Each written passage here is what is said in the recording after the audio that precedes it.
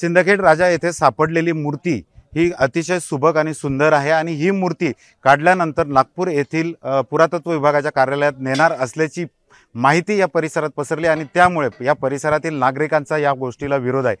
या परिसरातील नागरिकांचं म्हणणं आहे की ही मूर्ती सिंदखेड राजा येथीलच या म्युझियममध्ये ठेवण्यात यावी, परंतु सकाळपासून ही मूर्ती काढण्यासाठी आणि बघण्यासाठी मोठ्या प्रमाणात नागरिक या ठिकाणी आपण बघू शकतोय की अक्षरशः पोलिसांना या ठिकाणी पाचारण करावं लागलंय।